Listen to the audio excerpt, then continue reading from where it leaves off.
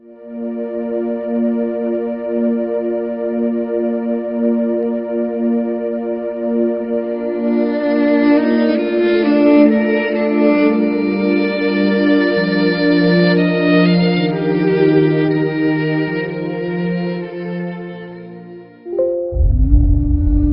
muitos milênios, um dos orbes da capela, que guarda muitas afinidades com o globo terrestre, atingira a culminância de um dos seus extraordinários ciclos evolutivos. Alguns milhões de espíritos rebeldes lá existiam, no caminho da evolução geral, dificultando a consolidação das penosas conquistas daqueles povos cheios de piedade e virtudes. Mas uma ação de saneamento geral os alijaria daquela humanidade.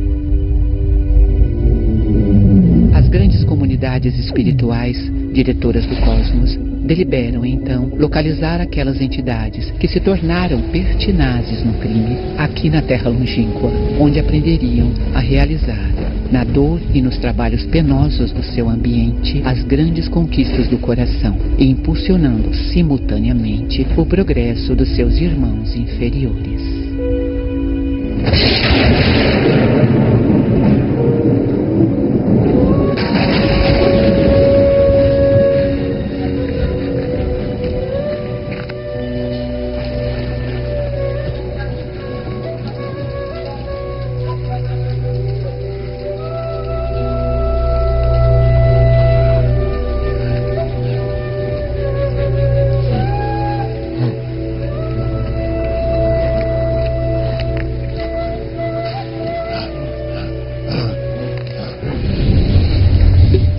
Na casa de meu pai há muitas moradas. Se não fosse assim, eu vô-lo teria dito.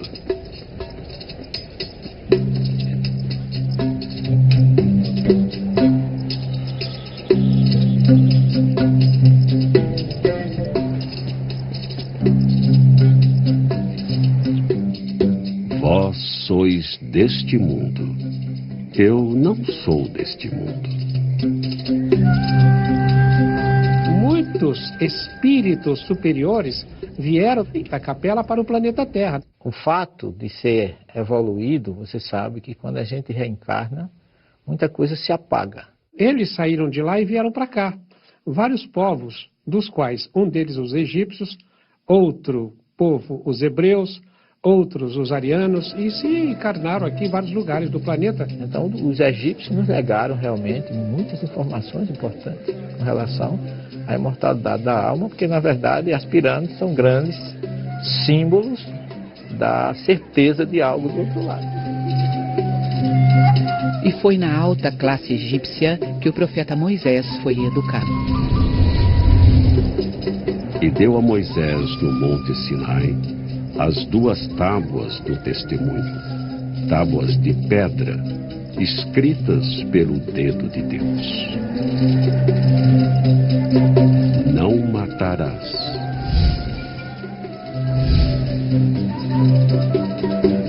Não cometi assassinato, nem contratei ninguém para matar por mim. Não dirás falso testemunho contra o teu próximo. Não acusei ninguém falsamente, nem jamais apoiei nenhuma falsa acusação. Não furtarás. Não roubei, não me apropriei de coisas que não me pertenciam. Moisés teve uma escola, na verdade, egípcia. Ele filtrou tudo que ele conhecia dos sumérios, dos assírios, dos babilônios e dos próprios egípcios. Eu não digo que ele tenha simplificado o livro dos mortos, mas tenha tirado a essência. Eu acho que Moisés fez uma avaliação de tudo aquilo e retirou dali os 10 mandamentos. Deus grafou em letras de fogo nas tábuas da lei os 10 mandamentos. Através de quem? Através, nós poderíamos dizer assim, de uma chama chamada Moisés.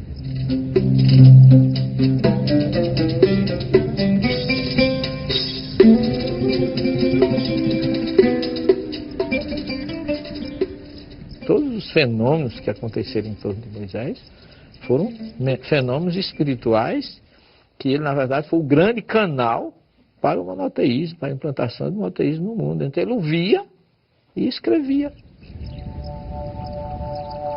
Existe muita coisa mundana na Bíblia, muito sangue, muita guerra, muito adultério, mas a gente tem que separar o que é divino do que é humano na Bíblia, do que é material do que é espiritual.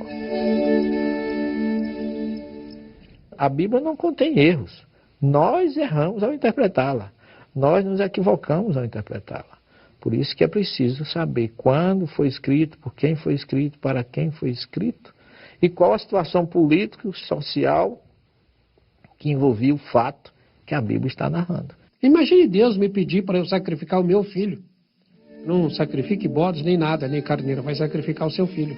O que é o seu filho? São as nossas produções. Você é capaz de sacrificar aquilo que você diz que é seu? Mesmo quando Abraão sai sem Sara saber do que ele ia fazer, ele vai com um grupo. Quando ele chega no sopé do Monte Moriá, onde hoje está o templo lá, a cúpula dourada lá em Jerusalém, quando ele chega ali no sopé, ele diz para os que ficaram: Ficai-vos aqui com o jumento, e eu e o moço iremos até ali, e havendo-o adorado, tornaremos a vós. Abraão não disse, nós vamos e eu voltarei. O que deduz que ele já sabia que ele não ia sacrificar o filho. Elias se chegou a todo o povo e disse: Até quando vacilareis entre dois pensamentos? Se o Senhor é Deus, segue-o, e se é Baal, segue-o. O rei achava que o Deus verdadeiro é o Deus Baal, e mandou os seus súditos para o Monte Carmelo. E Elias fez um desafio, que eles se colocassem no novilho e orassem ao Deus dele para mandar um fogo para assar aquele novilho. E diz a história que os sacerdotes começaram a orar e não conseguiram nada. E aí Elias mandou colocar água, ele orou a Deus e desceu um fogo, destruiu tudo e queimou tudo. Diz que até a água incendiou, e Elias com isso provou que o verdadeiro Deus era o Deus de Elias e não o Deus Baal. Elias já veio, e não o conheceram, mas fizeram-lhe tudo o que quiseram. Então entenderam os discípulos que se referia João o Batista. No Monte Carmelo, ele mandou degolar os 400 sacerdotes. O Elias semeou na carne. Matou, foi morto. E Elias voltou como a reencarnação de João Batista. Ninguém foge às consequências dos seus atos. O João Batista, quando estava lá no Jordão batizando, e apareceu muitos daqueles lá, será que alguns daqueles não eram sacerdotes de Baal reencarnados?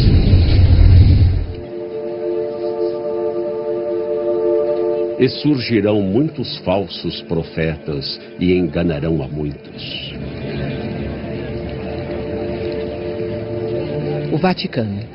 Daqui partem importantes decisões da religião cristã com maior número de fiéis.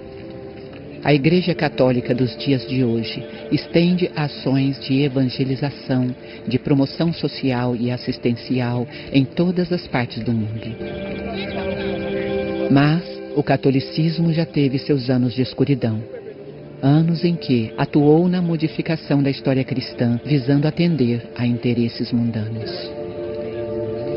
Roma e a Igreja Católica, no passado, estiveram juntas por objetivos nada cristãos. Foi na Anatólia, atualmente a Turquia, que se deu início ao processo de manipulação da história de Jesus, que se estende até os dias de hoje. E esse processo se iniciou com Constantino.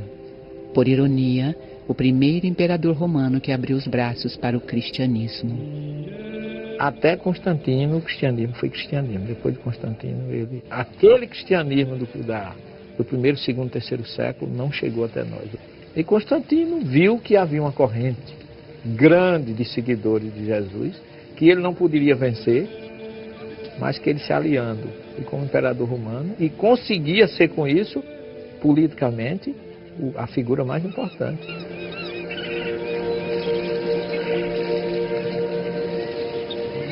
Nesse lugar, às margens do lago de Niceia, estão as muralhas que pertenceram ao Império Romano. Foi a partir daqui que Constantino, no ano de 325, chefiou o primeiro concílio, chamado Concílio de Niceia, que a história cristã começou a ser mudada e destruída.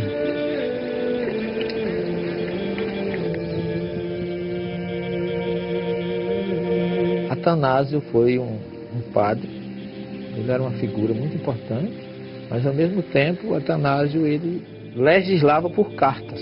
E foi ele quem determinou essa divindade de Jesus que o Concílio de Nicéia criou.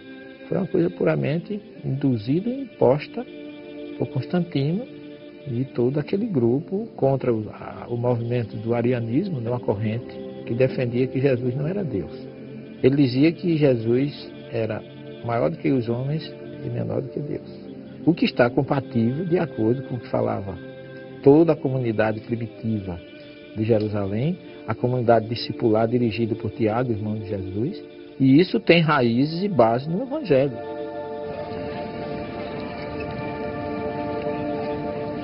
Quando a igreja fechou questão com a doutrina de Atanásio, havia um problema. Deus teria nascido do sexo.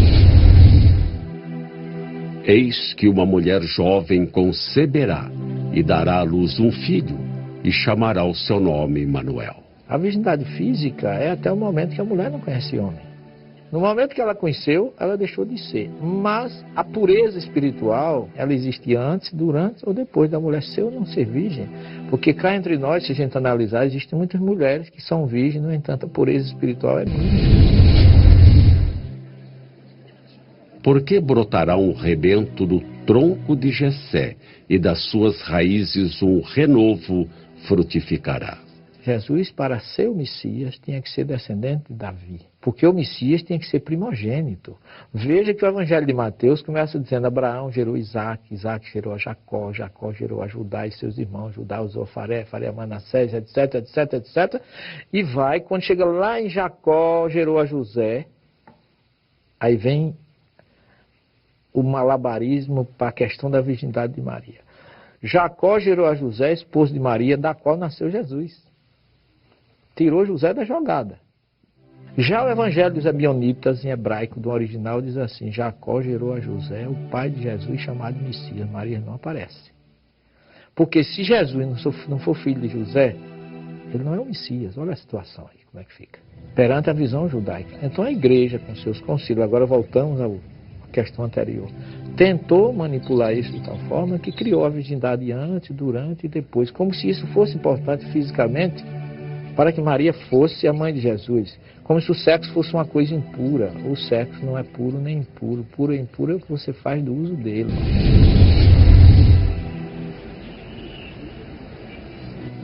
O acharam no templo assentado no meio dos doutores, ouvindo-os e interrogando-os. E todos os que o ouviam ficavam extasiados com a sua inteligência e com suas respostas. Situado na margem noroeste do Mar Morto, encontra-se o sítio arqueológico de Qumran, onde foram descobertos em 1947 os manuscritos do Mar Morto. Um conjunto de papiros que são, de longe, a versão mais antiga e preservada do texto bíblico.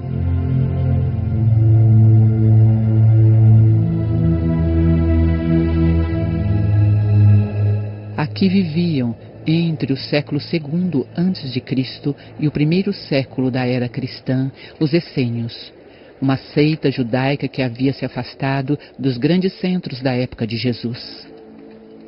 Viviam uma vida quase monástica. O jejum, as rezas e a realização de rituais de purificação faziam parte dessa sociedade.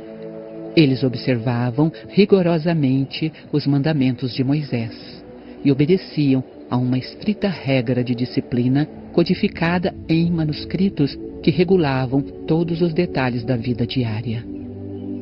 Alguns historiadores acreditam que João Batista era essênio. Existe até quem defenda que Jesus teria passado sua juventude aqui. Com relação ao período de 12 a 30 anos de Jesus. Esse período chamado vida oculta. Em torno disso existem muitas teorias. Que Jesus foi viver na Índia, que depois que Jesus discutiu com os doutores, ficou muito pretendido por ter sido um fenômeno. Eu vejo muita coerência entre a filosofia dos essênios e o que Jesus defendia. É tanto que existe um grande pergaminho que foi achado, que é a luta entre os filhos da treva contra os filhos da luz, que os essênios se intitulavam Filhos da Luz. E Jesus utilizou algumas vezes a frase, eu sou a luz do mundo. Os manuscritos do Mar Morto, localizados nessas montanhas, não são os únicos textos judaico-cristãos que sobreviveram intactos ao longo dos séculos. O Evangelho de Tomé é um deles e foi encontrado em 1945 no Egito. Trata-se de um evangelho apócrifo que não é aceito pela Igreja como outros. É como se a espiritualidade tivesse preservado na Judéia a primeira aliança e no Egito a segunda. Um só Senhor, uma só fé, um só batismo. O dogma é algo que não se discute. É ponto passivo, vem de cima para baixo, me desculpa a expressão, é imposto e você não pode contestar. E aquilo que era dogma no passado não é hoje. Aquilo que no passado era objeto de asserção rigorosa, vai mudando. Muitas religiões criaram dogmas em torno de Jesus. Por exemplo, o dogma da ressurreição, o dogma do sangue, o dogma da trindade. Que se criou isso e ninguém pode discutir. É roubar do ser humano o direito de raciocinar, de refletir, de tirar suas próprias conclusões e até negar a ciência. E imolarás o carneiro, e tomarás o seu sangue e o espalharás sobre o altar ao redor. Quem visita Israel e os locais onde supostamente teriam acontecido os grandes eventos evangélicos se depara com um país cheio de espiritualidade. Por outro lado, em quase todos os locais são vistos rituais e dogmatismos que, em uma análise profunda e racional, pouco tem a ver com a mensagem trazida pelo Cristo. Esta é a Igreja da Natividade, em Belém. O local é administrado por várias denominações cristãs. Uma parte pertence aos gregos ortodoxos, outra aos armênios ortodoxos,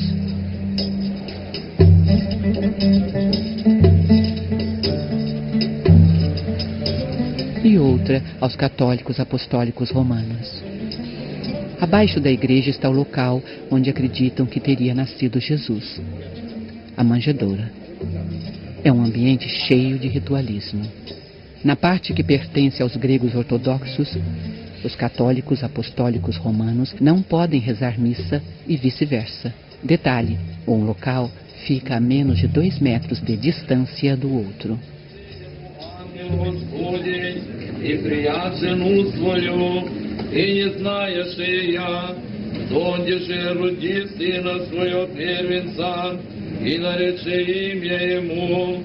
A limpeza então é quase uma missa. O ambiente só pode ser limpo quando os membros das outras denominações estiverem presentes. E ainda assim, cada um limpa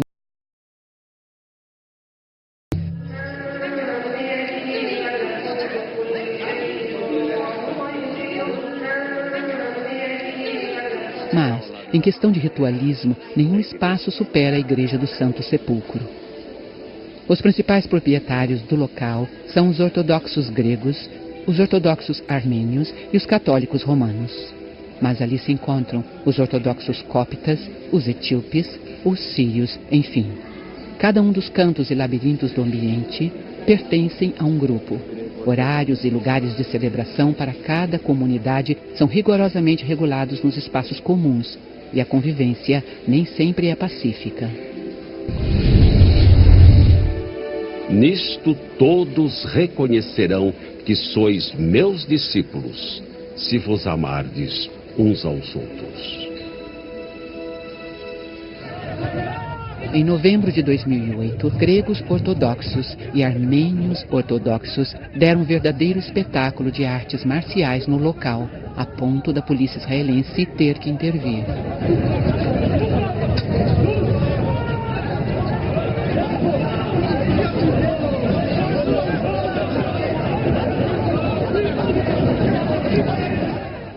E os problemas datam de muitos séculos. Em 1192, o sultão Saladino, na tentativa de trazer paz ao espaço, encarregou 2 famílias muçulmanas à guarda da igreja. A família Judé recebeu as chaves do Santo Sepulcro, já que a família Nuseibé, que tinha a custódia da igreja desde o tempo do califa Omar, em 637, foi dada a guarda da porta. Os descendentes das 2 famílias se sucederam nesse trabalho. 2 vezes por dia, um membro da família Nuseibé abre e fecha a porta. A chave fica sempre na guarda de um membro da família Judé.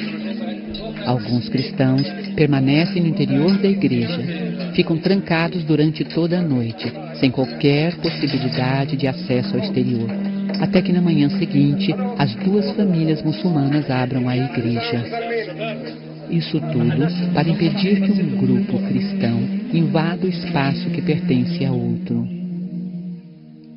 Quando orares, não sejas como os bajuladores, pois se comprazem em orar em pé nas sinagogas e às esquinas das ruas, para serem vistos pelos homens.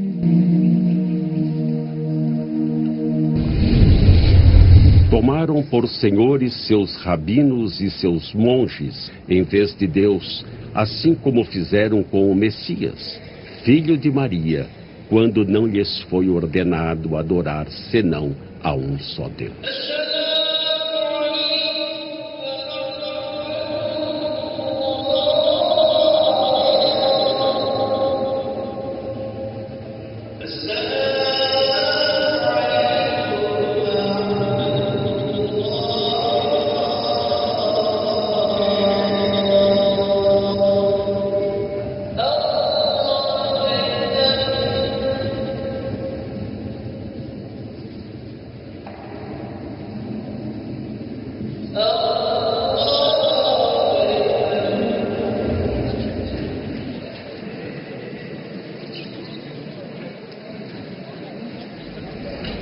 Jesus, em várias ocasiões, deu exemplos de que o verdadeiro ritual de adoração a Deus parte do interior da alma humana.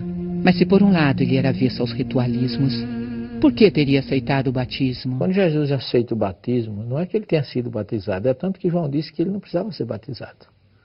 Mas ele precisava ser identificado. É como se Jesus estivesse ingressando numa outra fase. A partir dali começa uma outra fase. Essa é a questão que a gente tem que colocar. Porque o próprio Jesus nunca batizou.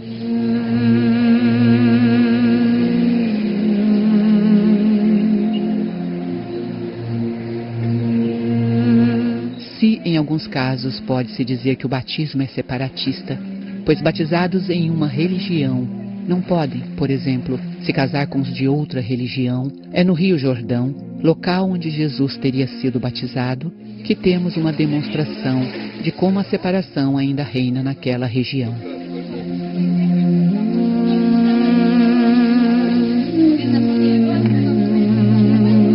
Nesse trecho, o Rio Jordão é bastante estreito e separa 2 nações, Israel do lado de cá e a Jordânia do lado de lá.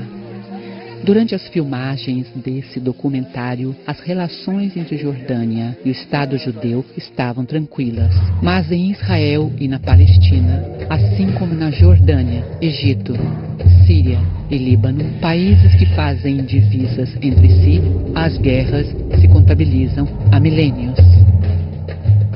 Note que em ambos os lados, soldados bem armados estão atentos para que não haja invasões de um lado e outro. Esse controle de fronteira é algo normal e necessário em qualquer país do mundo, se não fosse aquela região que é em sua história, pois ali não existe apenas um controle de fronteiras, mas também e principalmente a preocupação de que pessoas ligadas a grupos extremistas radicais religiosos entrem em Israel com armas e bombas com intenções belicosas. Se tivéssemos compreendido a mensagem de amor que nos trouxeram Jesus e outros profetas, o mundo seria um lugar sem fronteiras.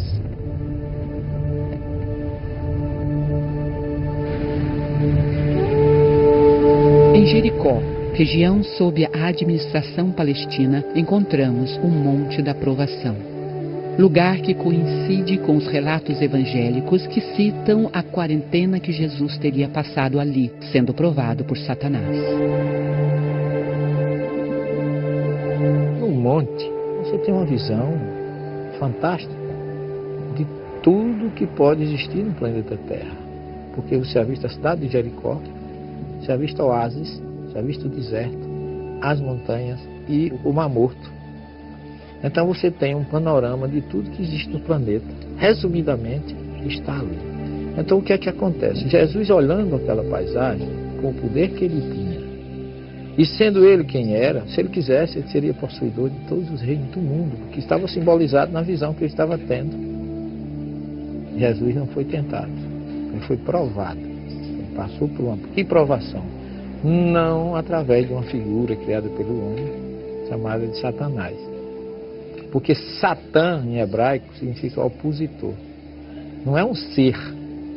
É uma ideia contrária, é algo que tem que acontecer. E isso é bem visto lá em Cesareia de Filipe, quando Jesus disse que precisava ir para Jerusalém e ser entregue na mão do sacerdote, sofrer e ser crucificado. E Pedro disse que não ia deixar que isso acontecesse. E Jesus disse: Afasta-te de mim, Satanás, porque não compreendes as coisas que são de Deus, mas as que são dos homens. Não que Jesus estivesse chamando Pedro de Satanás, mas que Pedro estava com ideia contrária àquilo que tinha que acontecer. Afasta-te de mim, ideia contrária. Eu não vim para isso. Meu reino não é deste mundo. Então eu não posso aceitar isso. Agora veja bem, colocar que isso foi Satanás que ofereceu a Jesus é uma incoerência muito grande. Quer dizer, eu respeito quem pensa assim, mas eu não entendo, por uma coisa muito simples.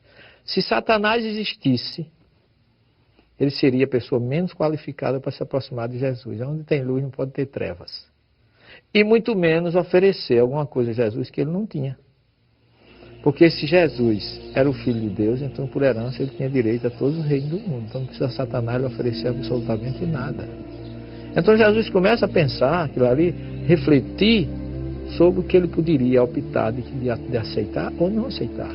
Então não é o monte da tentação, é o monte da meditação, é o monte da provação.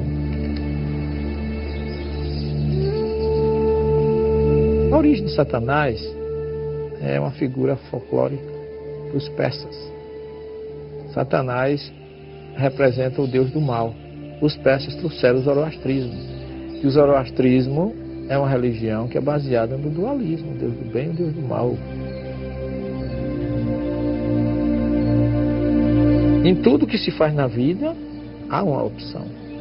E Jesus deixou ali, para nós, a lição de que a gente deve optar pelo espiritual.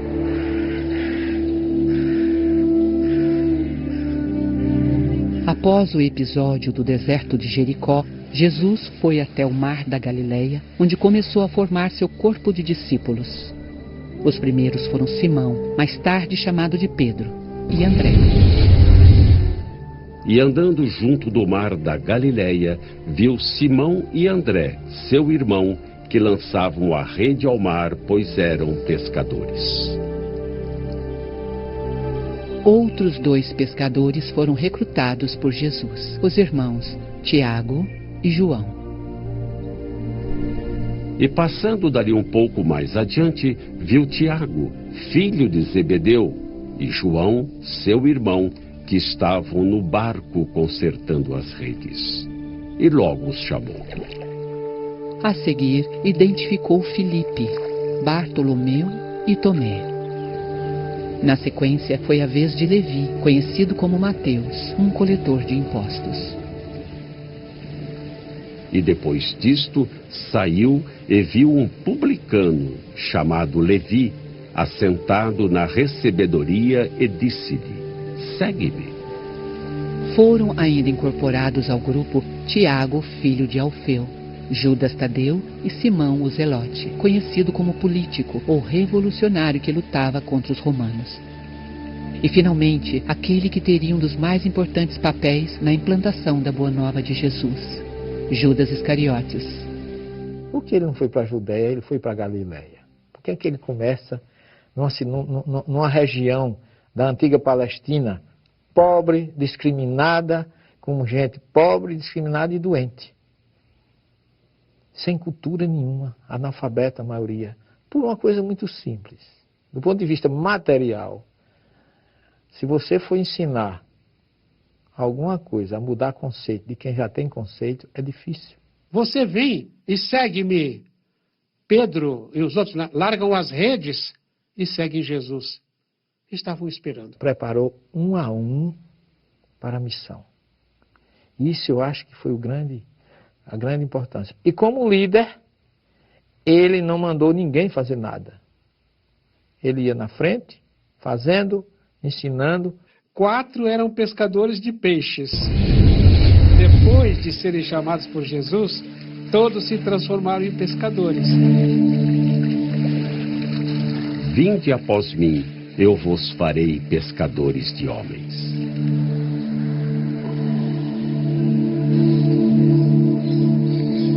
Os arqueólogos acreditam que estas são as ruínas de uma casa que foi construída no local em que residira o apóstolo Pedro. E deixando Nazaré, foi habitar em Cafarnaum, cidade marítima, nos confins de Zebulon e Naftali. As escavações que ocorrem aqui acontecem desde 1968 e revelaram a vila que remonta ao século I a.C., uma igreja cristã octogonal do século V depois de Cristo e uma casa do século IV depois de Cristo, que os arqueólogos acreditam ter sido construída no local da casa do apóstolo Pedro. A Galileia, além de ter sido escolhida por Jesus como a sociedade em que ele passaria boa parte de seu messianato, foi também onde se deu o primeiro de seus milagres, o chamado Milagre das Bodas de Caná. A festa de núpcias era tão importante naquela época que você podia até deixar de ir à sinagoga, fazer a sua oração para ir a uma festa de casamento. Então Jesus não só mostra solidariedade com a necessidade do outro, força na transformação e solidariedade com dois espíritos, duas pessoas, dois seres que se unem para constituir uma família. Enchei de água essas talhas, e encheram-nos até em cima. E disse-lhes: tirai agora e levai ao mestre Sala. E levaram. Uma das explicações lógicas ao suposto milagre é que os tonéis, durante o armazenamento e transporte, criaram um forte mosto no fundo dos vasos. Uma vez adicionada água aos recipientes, bastava que os agitasse. O mosto se misturaria à água, resultando em um vinho leve. Você sabe que quimicamente se transforma uma substância em outra, uma reação química naturalmente. Os laboratórios produzem suco de morango, sem ser morango, mas tem gosto de morango. E eu posso perguntar a você, será que Jesus transformou a água em vinho ou ele colocou gosto de vinho na água?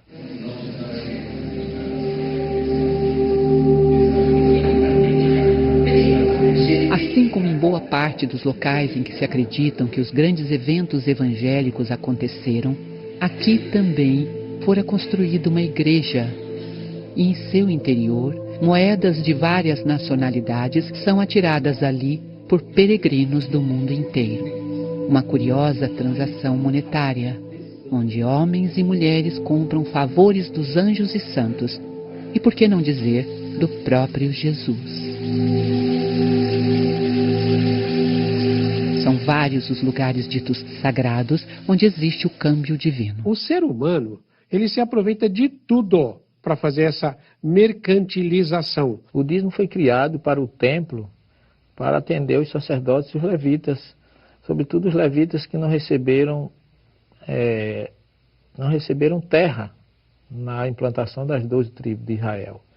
Então, como eles não receberam, as 11 tribos que receberam, pegavam o que ele chama de Maaser, que vem de Esra, em hebraico, que é 10, que seria a 10ª parte do que se lucrava em agrícola, e levava para os sacerdotes, para os levitas, para as viúvas e órfãos. E ainda que tivesse feito tantos sinais diante deles, não creram nele.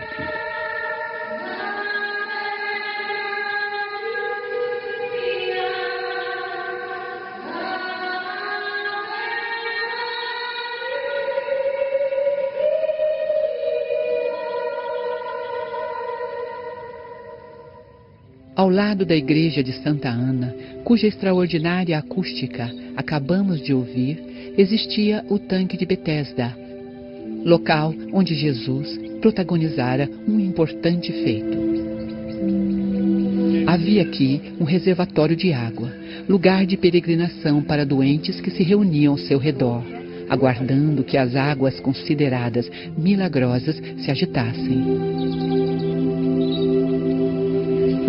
A agitação seria provocada por um anjo e o primeiro doente que entrasse no tanque ficaria curado. Jesus encontrou aqui um homem que era paralítico há 38 anos. Este disse que nunca conseguia ser o primeiro a entrar no tanque, pois sua paralisia não permitia. E Jesus então disse: levanta, toma o teu leito e anda. E aquele homem foi e anunciou aos judeus que Jesus era o que o curara. E por esta causa os judeus perseguiram a Jesus, porque fazia estas coisas no sábado. O radicalismo e a ortodoxia religiosa é quase sempre razão suficiente para a discórdia. Tomemos, por exemplo, o próprio Shabá, o sábado. Trata-se de um dia sagrado aqui e, como tal, o comércio não funciona. O transporte público quase não existe e até recentemente aqueles que se arriscavam a viajar, uma proibição da Torá, eram apedrejados nas autoestradas por judeus ortodoxos. Estudiosos judeus, assim como os de outras religiões, ao longo da história, muitas vezes ficaram presos à letra. Se nós formos levar em consideração a letra, Jesus expulsou os vendilhões do templo a chicotadas. E como é que pode um espírito tão manso, tão pacífico, que falava dos brandos, dos pacíficos, estar empunhando um chicote e fazendo isso? A Bíblia não é um livro, é uma biblioteca. Cada livro desse teve um autor, que escreveu com um objetivo, em determinada época, compatível com costume, história, situação geográfica, política e social daquele momento. O porco, porque tem unhas fendidas, e a fenda de suas unhas se divide em duas, mas não rumina. Este vos será imundo. Das suas carnes não comereis. No deserto não tem água e pouco só se cria com água. A questão da toxina, da questão de saúde, também é um fator que não pode ser esquecido, porque o porco também é transmissor de determinadas verminoses. Daí porque a ovelha, o cabrito pode se criar no deserto, o porco jamais. Ao invés de você falar, como disse o Cristo, vigiai e orai sem cessar, você diz, olha, tira um dia da semana para você vigiar e orar sem cessar. Pelo menos um dia. Então vem a briga, né? É o sábado, o outro diz não, é a sexta, o outro diz não, é o domingo. Na verdade te digo, aquele que não nascer de novo, não pode ver o reino de Deus. Como pode um homem nascer sendo velho? Pode, porventura, tornar a entrar no ventre de sua mãe e nascer? Na verdade te digo, aquele que não nascer da água e do Espírito, não pode entrar no reino de Deus.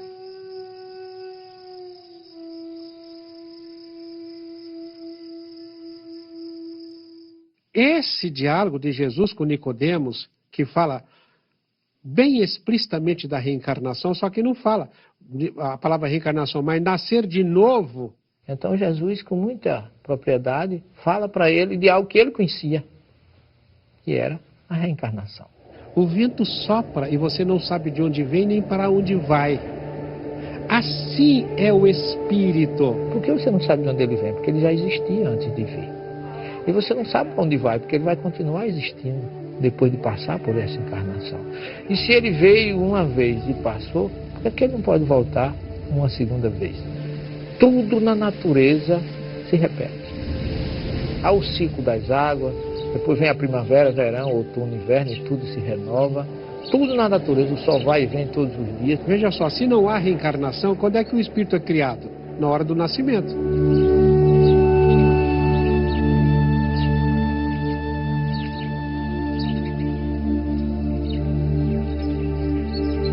E se o teu olho te escandalizar, arranca-o e atira-o para longe de ti. Melhor te é entrar na vida com um só olho, do que tendo 2 olhos, seres lançado no fogo do inferno.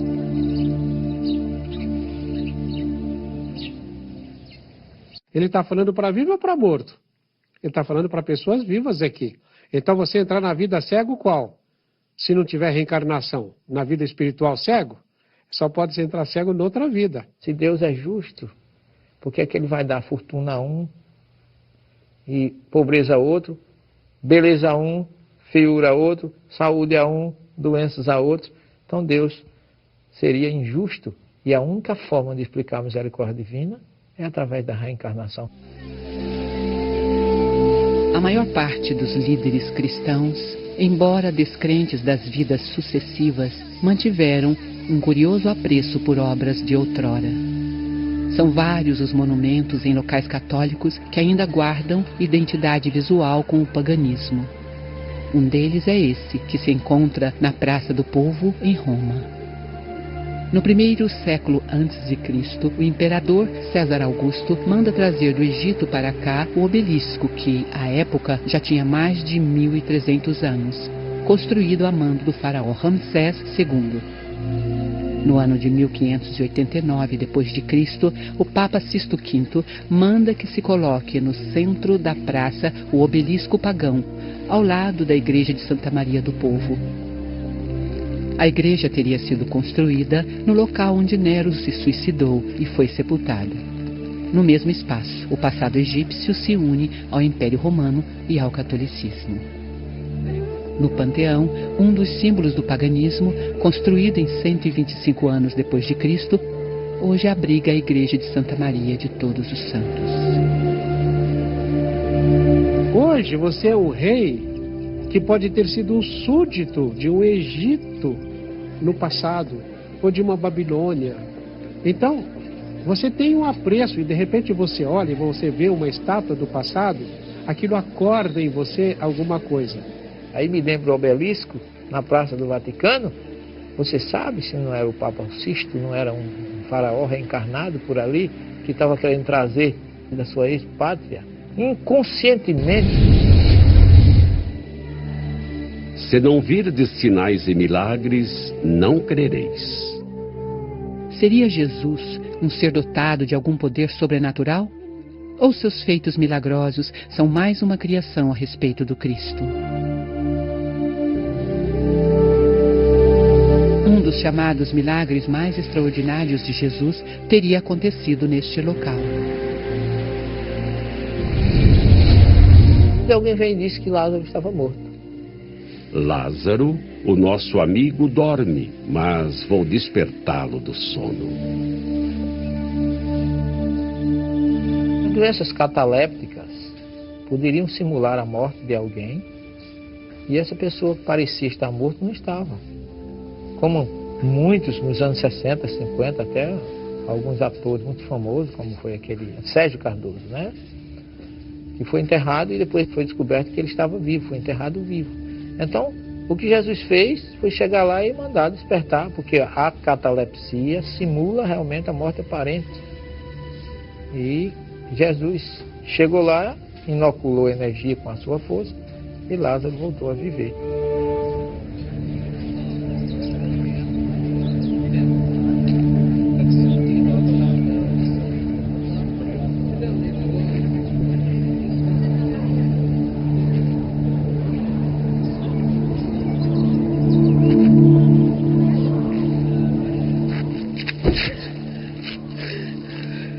Mestre, esta mulher foi apanhada no próprio ato adulterando.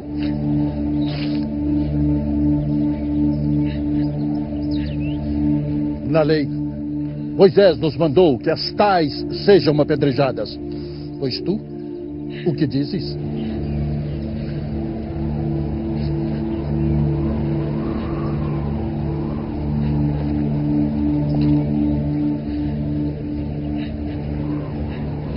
Aquele de entre vós que está sem erro, que seja o primeiro que atire pedra contra ela.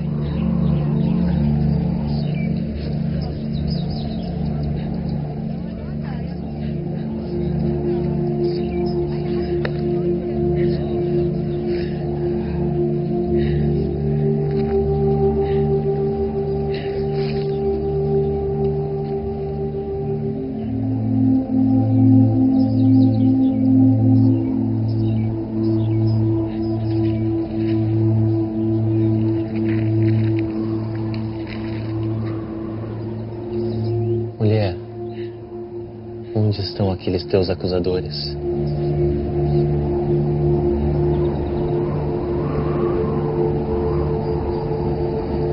Ninguém te condenou? Ninguém, Senhor. Nem eu te condeno. Vai-te. E não erres mais.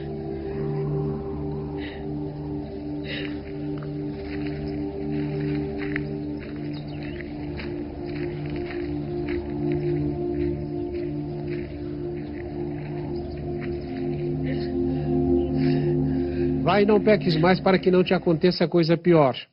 Ele está falando ali de causa e efeito, dizendo, olha, isso que aconteceu com você foi em razão de alguma coisa que você fez no passado. Talvez um dos momentos da narrativa da vida de Jesus, onde a fé tem seu instante mais controverso, seja no Monte das Bem-aventuranças. Acredita-se que o local onde ocorreu o famoso sermão tenha sido esse. Hoje, um espaço bem cuidado, por entre alamedas floridas, onde a Igreja das Bem-aventuranças recebe cristãos vindos de várias partes do mundo.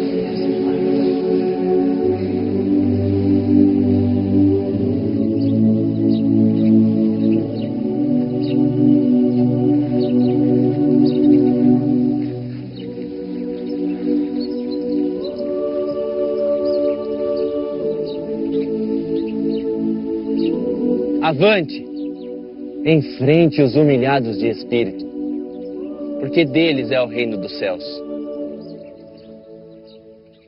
A bem-aventurança é uma conquista que você só vai ter no mundo espiritual. Agostinho falava disso.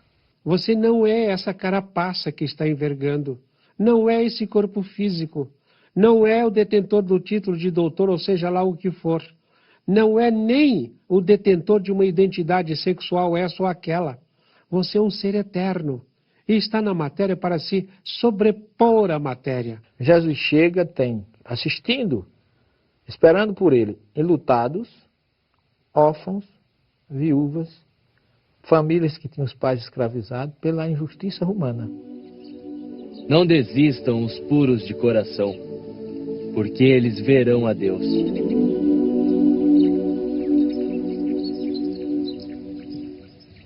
Os romanos estavam humilhando, porque para o judeu, passar por aquilo era uma humilhação.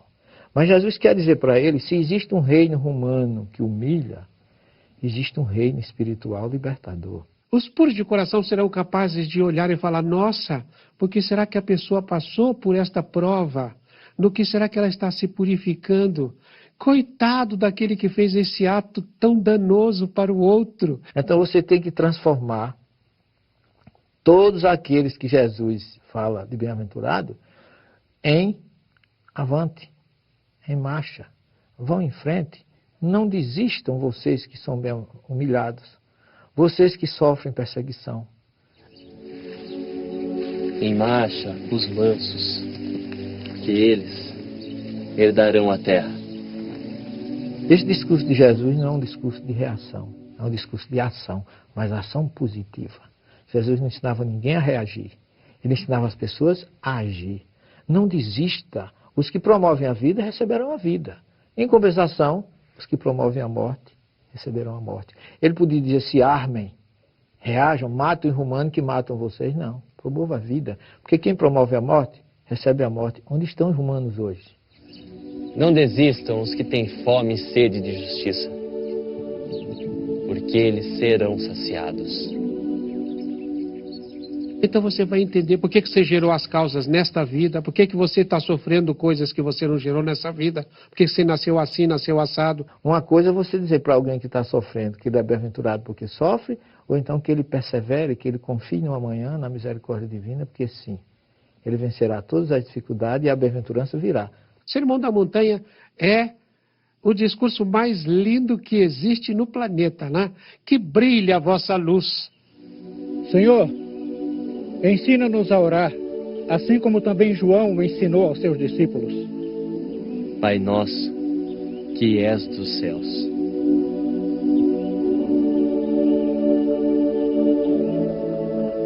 Porque que estás do céu seria restrito num lugar geográfico. E Deus não está no céu nem na terra, está em todas as partes. Santo é o teu nome. Santo é ou será o teu nome, e não santificado seja o vosso nome, como se a gente estivesse permitindo que Deus fosse santo.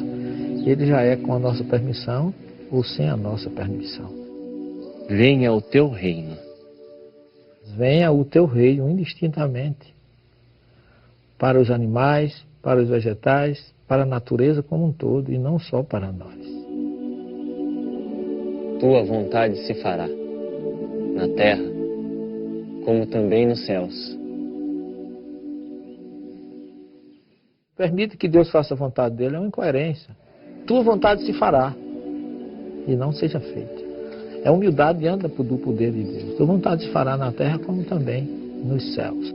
Dai-nos parte do pão, de acordo com a nossa necessidade diária.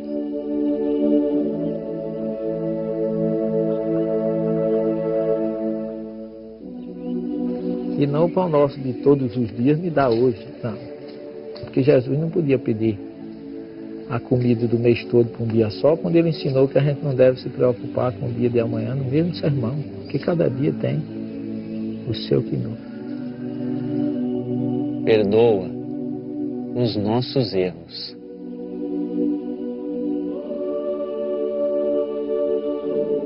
Quando tivermos perdoado o erro daquele que nos ofendeu.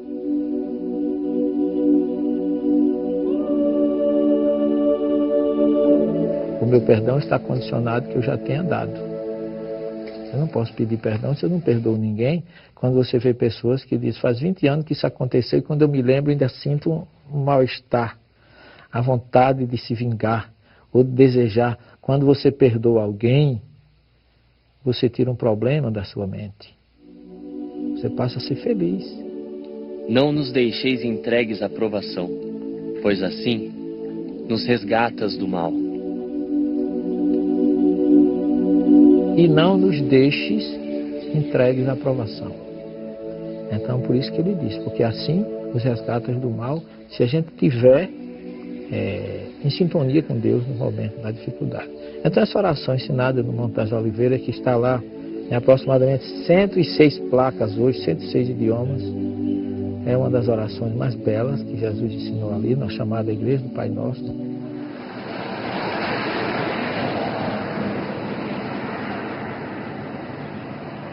Desde o século III da era cristã, acredita-se que o Monte Tabor é o local em que ocorreram um dos fatos mais cercados de simbologias da vida do Cristo, o episódio da Transfiguração, descrito nos evangelhos canônicos de Mateus, Marcos e Lucas, e que também é encontrado no Evangelho Apócrifo de Pedro. Descrevem-nos os evangelistas que Jesus subiu ao monte com Pedro, João e Tiago. E suas vestes tornaram-se resplandecentes, extremamente brancas como a neve, tais como nenhum lavadeiro sobre a terra as poderia branquear. E apareceu-lhes Elias, com Moisés, e falavam com Jesus. A narrativa apresenta um problema para aqueles que acreditam que a ressurreição é do corpo e da alma. Primeiro, o sono eterno não existe, senão ele não teria vindo. Temos um problema aí também, porque Paulo diz que carne e sangue não é do reino dos céus. A carne e o sangue não entram no mundo espiritual. Se Elias entrou, foi o Espírito. E temos outro. O livro do Gênesis diz: tu és pó, em pó te há de tornar. O corpo vai à terra e o Espírito vai a Deus. Eu considero a transfiguração o maior recado de Jesus sobre a comunicabilidade entre os dois planos.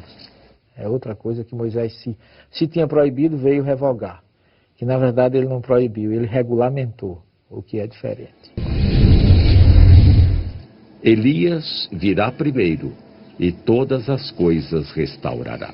Nós estamos em pleno Monte Tabor. E aqui Jesus fala que certamente Elias terá de vir para restaurar todas as coisas, antes de dizer que ele veio como João Batista. Ainda falta se realizar alguma coisa. Naquele momento, e Jesus disse para os discípulos que Elias há de vir restaurar todas as coisas. Para nós espíritas fica bem claro. Jesus se refere à terceira revelação. Quem foi que veio restaurar todas as coisas?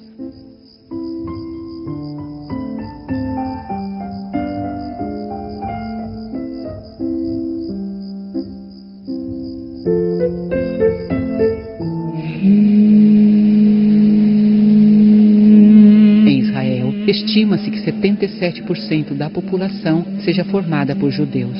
Os muçulmanos são 16% e os cristãos são apenas 4%. Existem ainda os drusos, religiosos com raízes no Islã, que somam 2% da população, restando 1% que não declararam a crença religiosa. Essa convivência nem sempre é pacífica e os episódios de radicalismo contam-se a centenas.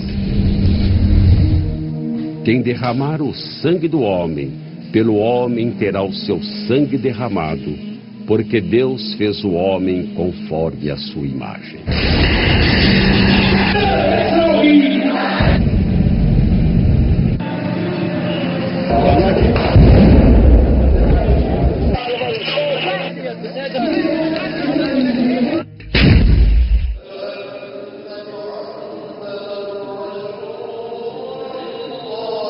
A oração chorosa que ecoa por toda Jerusalém poderia reverenciar as lágrimas que escorreram após tanto ódio ao longo dos milênios. A imponente abóbada dourada da esplanada das mesquitas está em um dos lugares mais importantes para os muçulmanos e para os judeus. Para o judaísmo, é o local de quase sacrifício de Isaac. Para os muçulmanos, lá poderia ter sido sacrificado Ismael. O espaço foi eleito pelo rei Davi para construir um santuário que albergasse o objeto mais sagrado do judaísmo, a Arca da Aliança, onde teriam sido guardadas as tábuas da lei mosaica. O primeiro templo foi construído por ordem do rei Salomão no século XI a.C. Já em 587 a.C., Nabucodonosor II mandou destruir o templo, dando início ao exílio judaico na Babilônia. O exílio se estenderia até mais ou menos o ano de 539 a.C., quando o povo judeu pôde retornar a Jerusalém e reconstruir aquele que seria chamado como o Segundo Templo. No século I a.C., Herodes o Grande, em uma clara tentativa de agradar aos judeus, sendo que ele próprio só tinha descendência judaica de muito longe, manda ampliar o templo. Vês estes grandes edifícios? Não ficará pedra sobre pedra que não seja derrubada. Essa profecia, dita por Jesus aos seus discípulos, previu a destruição de Jerusalém, e foi em 70 depois de Cristo, quando os judeus perderam a luta contra a dominação romana, que o comandante Tito ordenou que seu exército não deixasse ficar pedra sobre pedra. Em 691 depois de Cristo, a mesquita de Omar foi construída sobre o local do templo. A sua abóbada, com 80 quilos de ouro, só foi colocada em 1920. Aos judeus restou um muro, na verdade, o muro. Parte desse muro ainda é o resultado das ampliações que fizera Herodes o Grande. Se hoje os judeus só podem vir até aqui, já que no local exato existe uma mesquita, na época de Jesus, o segundo templo era o orgulho do povo hebreu e era muito mais do que um lugar sagrado. Ali, além dos cultos e estudos da Torá, ficava o centro do poder da religião judia. E disse aos que vendiam pombos: tirai daqui estes, e não façais da casa de meu pai casa de venda. E Jesus entrou no último dia da festa. Ele entrou num sábado. E o judeu não faz nada no sábado. E na sexta-feira, em Jerusalém, a partir das 15, 16 horas, não se vende nem se compra absolutamente nada. Do ponto de vista histórico, de costume judaico, onde estavam vendilhões no dia de sábado? Muito menos dentro do templo. Inclusive, se você for analisar isso, cada evangelista tem uma história mais ou menos diferente a respeito, o que mostra que não há um consenso. E eu entendo que essa história pode ter sido criada posteriormente por alguém que não conhecia o costume judaico. Se o teu corpo é templo, é casa de oração e não covil de ladrões. Quem são os ladrões que precisam ser expulsos? A mentira, o orgulho, a vaidade, a ociosidade.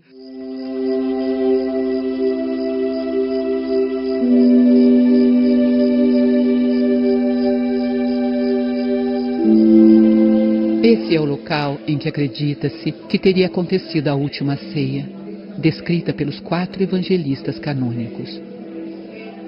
Aqui existem vestígios de construções bizantinas do século V, de cruzados do século XI e de muçulmanos que no século XII expulsaram os cruzados.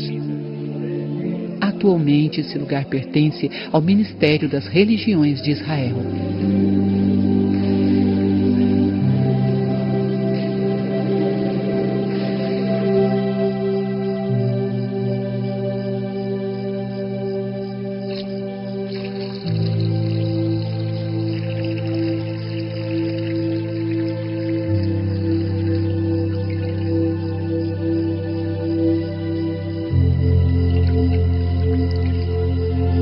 Que ele ficasse como um sinal para que aquele que quiser ser o maior seja o servidor de todos. Vem a prece, o que há de mais belo na Santa Ceia é a prece quando ele fala, né? Pai, eu quero que você os abençoe para que eles sejam um entre si, como eu sou um convosco, e sendo um entre si, eu vou ser um com eles, e se sou um com eles, nós viremos e vamos fazer morada no coração deles, vamos fazer morada neles.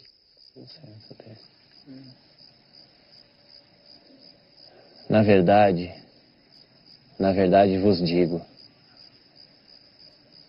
um de vós me há de entregar.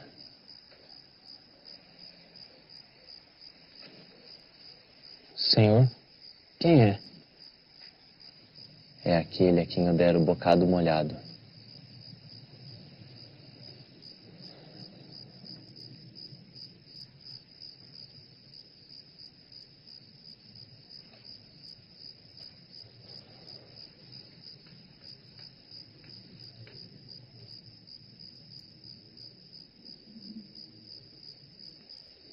O que fazes, faze-o depressa.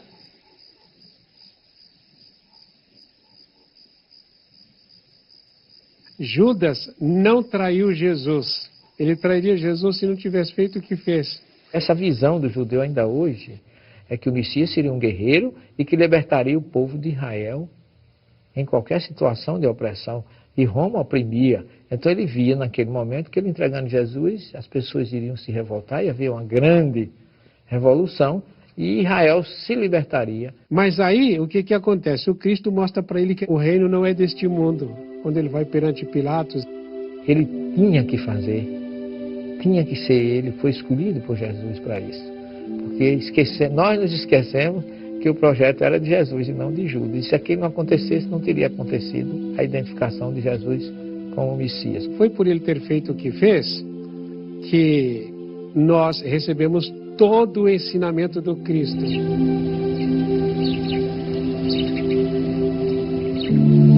E foi na parte mais baixa do Monte das Oliveiras, no lugar conhecido como Getsemane, que Jesus iniciou a última etapa de seu plano para a crucificação. Ele sabia que não bastava ter ensinado, sabia que não seriam suficientes os milagres que fizera. O ser humano queria sangue, e ele estava disposto a dar. Cercam-me cães numerosos, um bando de malfeitores me envolve, como para retalhar minhas mãos e meus pés. Estas ruínas mostram o que foi durante séculos o centro da vida pública romana, um local de cerimônias triunfais e de eleições, onde se realizavam discursos públicos e onde aconteciam os processos criminais. Era também o centro dos assuntos comerciais. E como ninguém é de ferro, Vespasiano, aproximadamente no ano 70 depois de Cristo, mandou construir o Anfiteatro Flaviano, mais conhecido hoje em dia como o Coliseu. Aqui eram apresentados espetáculos para cerca de 55 mil espectadores. Quase sempre, o auge desses encontros eram as lutas entre gladiadores, um show de violência e de sangue. E não mudou muito até hoje. No futebol, por exemplo, vez por outra, são ofertadas batalhas dignas das arenas romanas.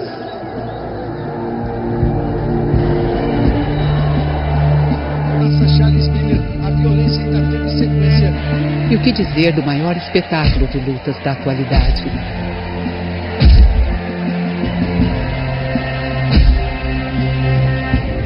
E os jornalísticos, então? Nada como um belo e bom crime para vender exemplares e atrair propagandas.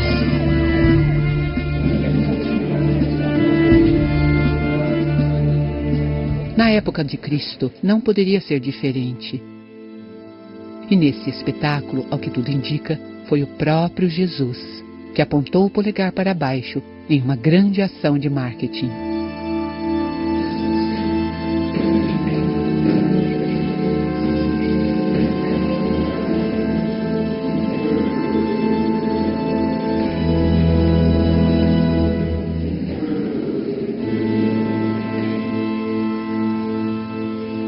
Roma permitia que as províncias dominadas tivessem a sua religião e organização social. Pilatos era o representante do império naquela região e tinha a obrigação de manter tudo dentro de uma certa paz. Jerusalém estava comemorando a Páscoa judaica. Nessa ocasião, a população saltava de 50 mil para 3 milhões. Jesus entra acompanhado por uma multidão, montado em um jumento, nesta porta em que as Escrituras diziam que entraria o Messias libertador. E a glória do Senhor entrou na casa pelo caminho da porta, cuja face está para o lado do Oriente.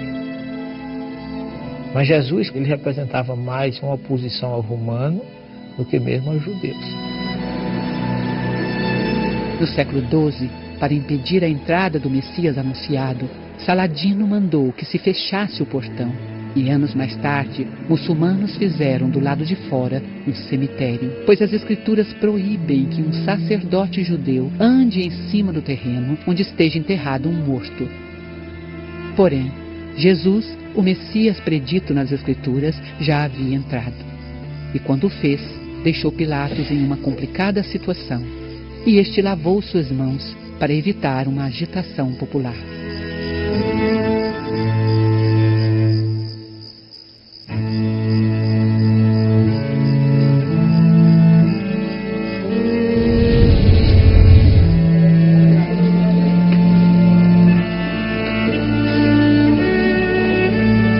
E levando ele às costas a sua cruz, chegou ao chamado Lugar da Caveira, em hebraico chamado Gólgota.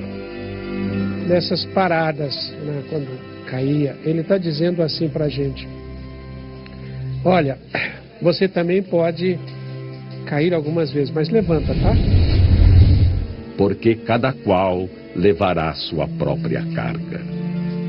Simão ele seguia Jesus, e quando ele soube que Jesus foi preso e que estava naquela situação, ele foi acompanhar Jesus na Via Dolorosa. Quando Jesus cai, o Simão vai e não pega a cruz. Ele pega um braço da cruz e Jesus no outro braço. E os dois vão andando e carregando a cruz. Mais um grande ensinamento de Jesus para cada um de nós, que devemos compartilhar e suavizar a dor alheia. Deram-lhe a beber vinagre misturado com fel, mas ele, provando-o, não quis beber. E ele recusa. É como se estivesse dizendo, olha, isso aqui não significa nada, é matéria. O vinagre e o fel, e tinha outras substâncias que aliviava, porque era uma espécie de entorpecente, um anestésico. Então esse sofrimento não tem importância, é matéria. Deixa eu passar por ele para mostrar para vocês que vocês não precisam fugir, não fujam. E foram crucificados com ele 2 salteadores, um à direita e outro à esquerda. Jesus vira-se e olha para o bom ladrão. Em verdade, eu te digo, hoje estarás um dia comigo no paraíso e não naquele mesmo dia, porque do ponto de vista cronológico, o próprio Jesus só foi no 3º dia. O ladrão não poderia ter ido antes dele. Deus meu, por que me desamparaste? Davi falou no Salmo 22, Jesus repete na cruz. Naquele momento ele estava recitando o Salmo como se dissesse, olha, isso que está acontecendo aqui já estava escrito lá atrás. Em outras palavras, ele não estava se sentindo desprezado nem abandonado, mas ele estava se identificando com aquele Messias, aquele servo do Cordeiro, predito e profetizado por Davi. Me cercaram, até as minhas vestes estão sendo objeto de sorteio. Os soldados estavam ao pé da cruz sorteando as vestes de Jesus. Os que me olham meneiam a cabeça. A minha língua está presa ao palato. E depois há uma virada no Salmo em que ele fala, mas em ti confio. Do 23 começa como? O Senhor é o meu pastor e não me faltará. Concordo que foi uma forma de chamar atenção para todos. Inclusive, você observe que ele morreu fisicamente, mas se imortalizou espiritualmente.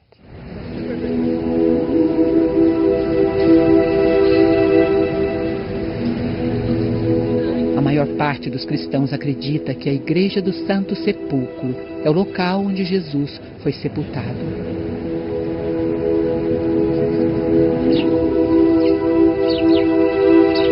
Já para cristãos ingleses, este é o lugar.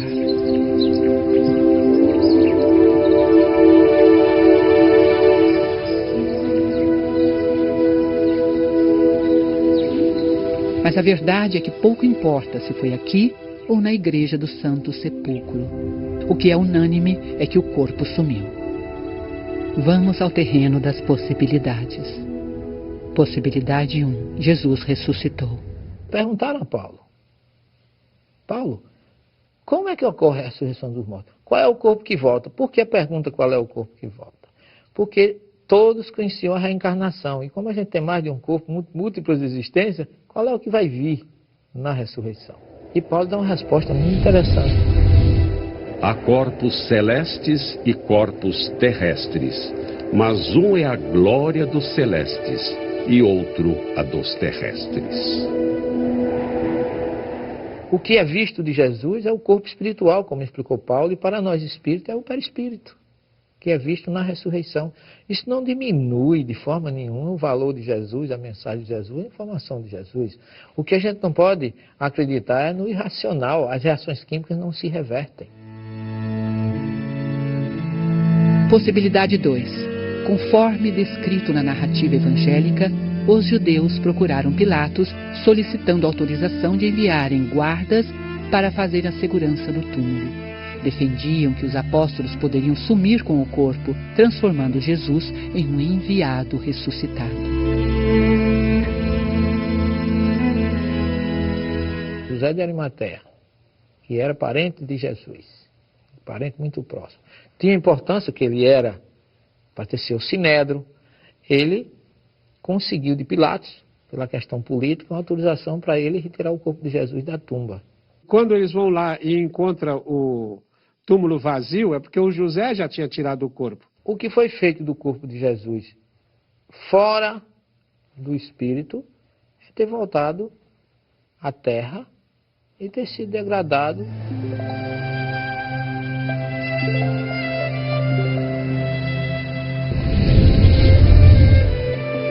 Estando com eles à mesa, tomando pão, abriram-se-lhes então os olhos e o conheceram, e ele desapareceu-lhes. Estas são as ruínas de igrejas bizantinas e cruzadas. Aqui é a antiga Emaús, onde, segundo a tradição, Jesus teria se reunido após a crucificação com 2 de seus discípulos, que só o reconheceram quando ele partiu o pão, tal qual fizera na última ceia. Jesus apareceu durante 40 dias, várias vezes. Aparece lá mais uma outra vez e fala com o Pedro: Pedro, tu me amas, tá? Essa parte é muito linda, né? Os 40 dias que sucederam à morte de Jesus foi um desastre para os discípulos. E perderam seu líder, toda a autoridade. Imagine, sentiram-se acéfalos, ovelhas desgarradas. E o que é que acontece? Jesus começou a aparecer para reanimá-los, para despertá-los.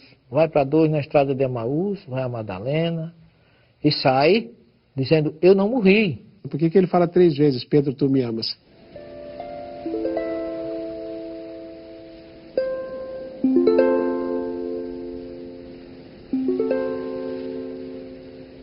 Pedro, filho de Simão, tu me amas? Sim, mestre. Apacenta as minhas ovelhas.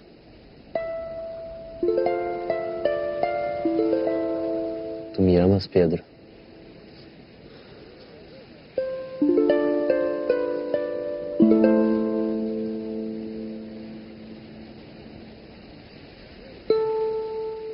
Sim, mestre. Apacenta as minhas ovelhas, Pedro, filho de Simão. Tu me amas?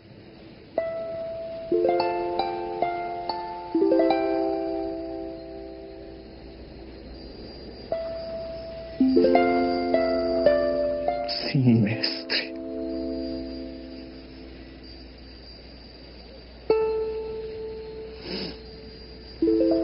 Tu sabes que eu te amo.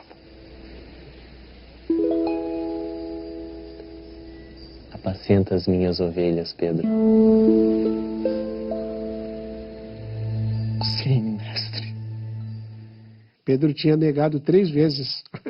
Então, ele estava ali como que cauterizando as feridas que existiriam no perispírito de Pedro, na mente de Pedro. Só que depois de 40 dias, 49 especificamente, 7 semanas, na festa do Shavuot, que em hebraico a palavra Shavua é semana, que o grego chamou de Pentecostes, 50 dias, aí Jesus vem de uma forma diferente. Ele não vem mais visto fisicamente.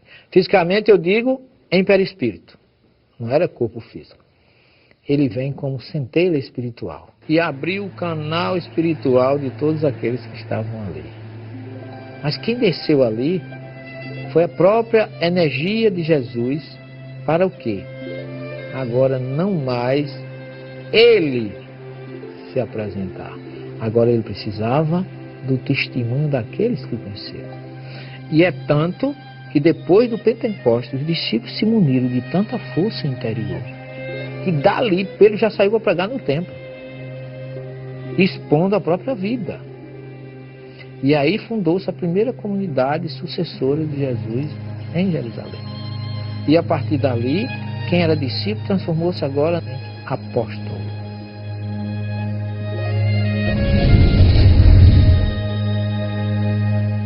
Ide por todo o mundo, pregai o Evangelho a toda criatura. Após a partida física de Jesus, os apóstolos continuaram pregando e curando, tendo sido por várias vezes presos e torturados. Batizaram-se com o próprio sangue, como Jesus havia previsto. O único apóstolo que não teve uma morte violenta foi João. E mesmo diante de tanta crueldade, os primeiros cristãos deram continuidade na transmissão da Boa Nova, e o cristianismo foi crescendo. Aliás, a propagação cristã para longe das fronteiras de Jerusalém e da Galileia deve muito ao Sinédrio e a Roma. Afinal, foi graças à perseguição destes que os discípulos deixaram Israel e a Palestina, levando em sua bagagem a Boa Nova de Jesus.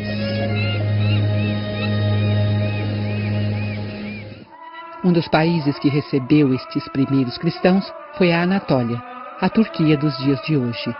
Um país que tem, atualmente, cerca de 95% da população de religião muçulmana. Por estas paragens, o Sermão da Montanha ecoou no coração de milhares de cristãos dos primeiros séculos. Os teatros romanos presenciaram as lâminas dos gladiadores, retalhando os corpos de homens e mulheres que seguiam os novos ensinamentos. Alguns relatos citam os episódios das feras que devoravam a gente que seguia o Nazareno. Um povo capaz de orar enquanto estava no auge de seu próprio suplício.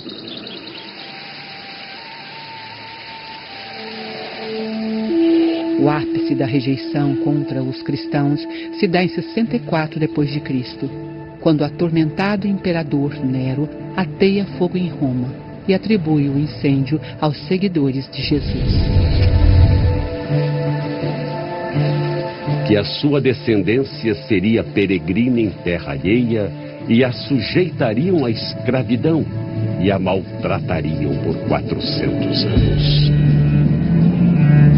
No século I, o cristianismo foi expandindo-se e de grutas e catacumbas passou por Antioquia, por Roma, e na Capadócia encontra-se um dos mais belos sacrifícios dos primeiros seguidores. Sob a montanha, os cristãos que aqui viveram refugiaram-se nas entranhas de pedra. Essa região toda foi alterada há milhares de anos, quando 3 vulcões entraram em erupção. A rocha que se formou após o resfriamento da lava tem uma peculiaridade especial. Apesar de firme, ela se permite esculpir com alguma facilidade. E assim, os cristãos, fugindo do jugo romano, se mudaram para sob essas montanhas condomínios, construídas por civilizações mais antigas que também haviam sido perseguidas. Aqui, os seguidores do Nazareno estocavam alimentos e água. Haviam túneis para cima que permitiam a passagem de ar, e para baixo, onde se podia retirar água. Eram dormitórios, cômodos para a preparação de alimentos, outros para o pisotear de uvas para a fabricação de vinho, e igrejas, muito provavelmente as primeiras do cristianismo. Construções simples, como foram Jesus e seus apóstolos. Essa gente se sacrificou e muito, para que a árvore evangélica criasse raízes capazes de se expandir para todo o mundo. Viviam aqui, enclausurados, apertados entre as paredes em que mal se pode passar uma pessoa. A luz que hoje se vê, facilitando a visitação dos turistas, não existia. Viviam uma vida de futuro incerto.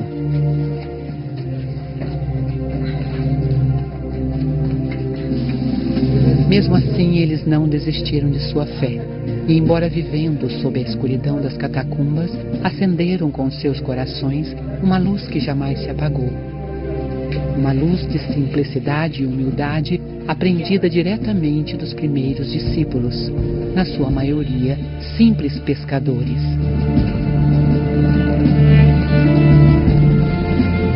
Além da Capadócia, o cristianismo primitivo deixou marcas em várias cidades da Turquia. Felipe, muito provavelmente, perambulou por essas ruínas de Herápolis.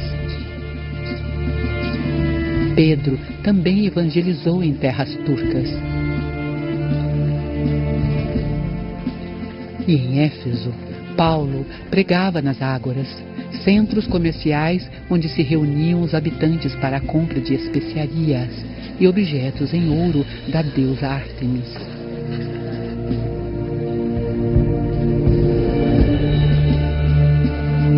Aqui, Paulo foi preso. Os comerciantes o acusaram de pregar contra os deuses romanos e prejudicar as vendas. Outro que esteve por terras turcas foi João, que mais tarde, na ilha Patmos, na Grécia, teve as visões proféticas do Apocalipse.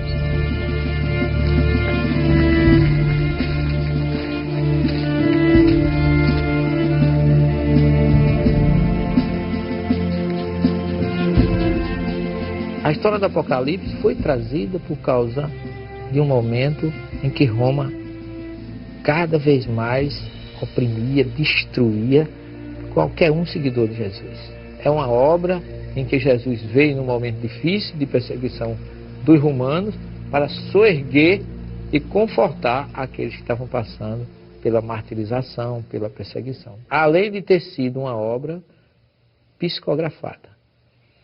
A obra tem uma mediunidade, vários tipos de mediunidade, porque no primeiro capítulo João diz assim: Eu sou o Alfa e o Ômega, o primeiro e o derradeiro. E o que vês, escreve-o num livro e envia-os às 7 comunidades que estão na Ásia. Entre os sítios arqueológicos da Turquia, um dos que mais emocionam é o da Casa de Maria, especialmente pela história da descoberta do local.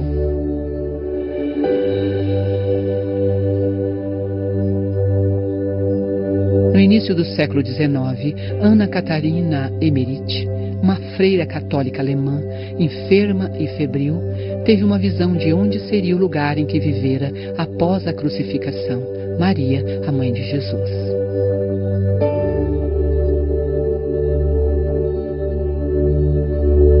No relato, além de descrever o ambiente, a freira falava das características da casa.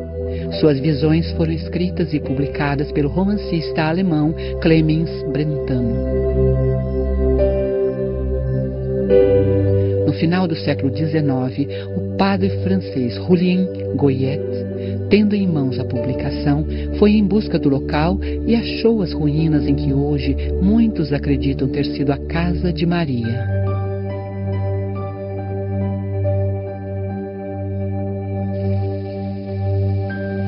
Defende-se que a casa é exatamente igual às descrições feitas pela freira.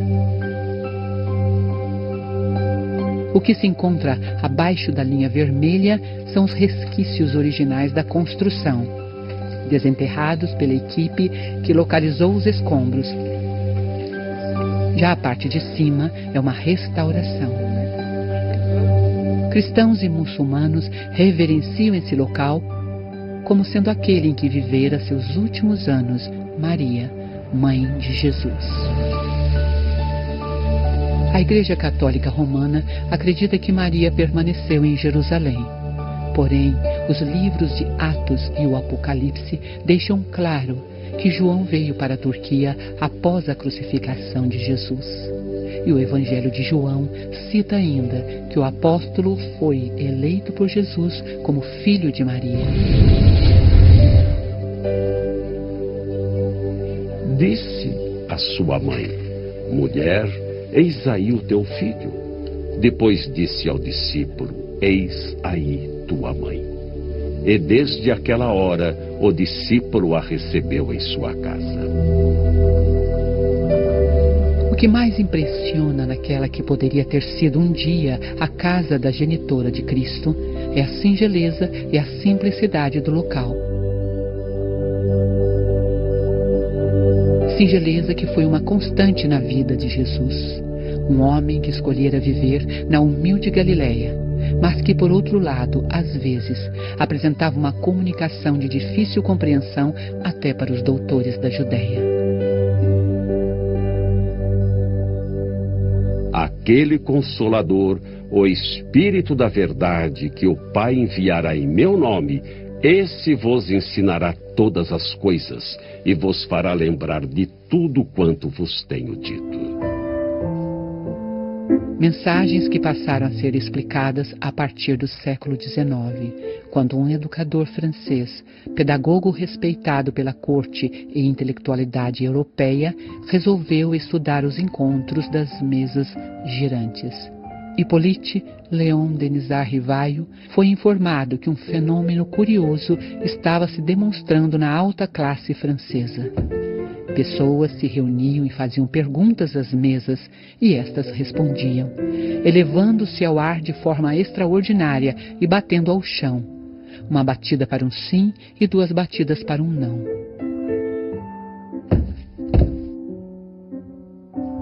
Monsieur Rivaio, um racionalista, chegou à conclusão que eram espíritos que moviam as mesas. Com o tempo, o educador passou a atender pelo pseudônimo de Kardec. Trocou as mesas por médiuns e entrevistou os espíritos comunicantes sobre os grandes enigmas existenciais humanos. De suas entrevistas espirituais foram lançados alguns livros, e entre eles o Evangelho segundo o Espiritismo, uma obra capaz de explicar os aspectos morais e educacionais de toda a mensagem de Jesus. Kardec segue o Evangelho do Cristo. Você pega o Evangelho segundo o Espiritismo, toda a primeira parte de cada capítulo é uma fala do Cristo, depois o comentário de Kardec, depois o ensino dos Espíritos.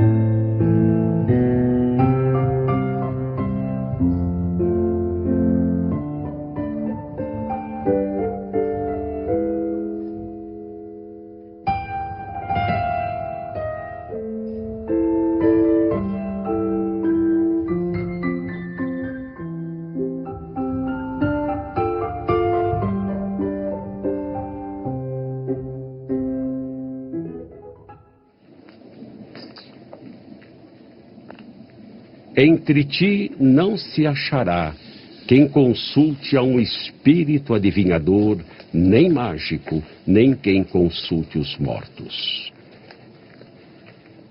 Engana-se quem diz que a Bíblia proíbe a comunicabilidade entre os 2 planos. Por quê? Porque Jesus mostrou isso no Monte Tabor, recebendo Moisés e Elias. O Espiritismo não é uma religião constituída com sacerdote, com hierarquia, com rituais, com dogmas. Não é.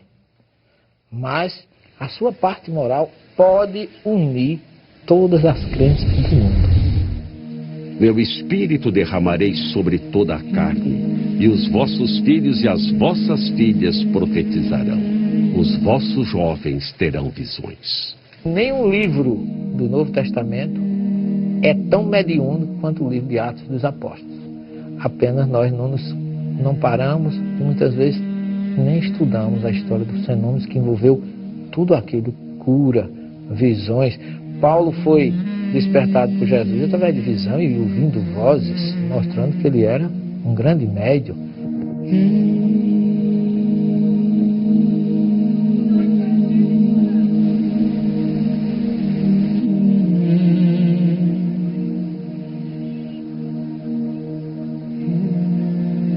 Santa Ceia é a nossa ceia com Ele. Se você não deixar o Cristo lavar os seus pés, os seus caminhos não ficarão limpos. E se você não tem pés lavados pelo Cristo, é outra vez, né? O Cristo entrando no templo que é a sua vida.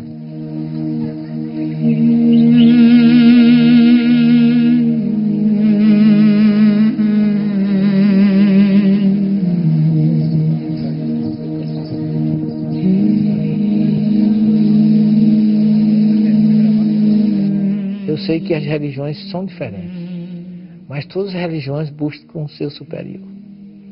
E é nesse ser superior que a gente tem que se concentrar para acabar com as diferenças e com as divergências.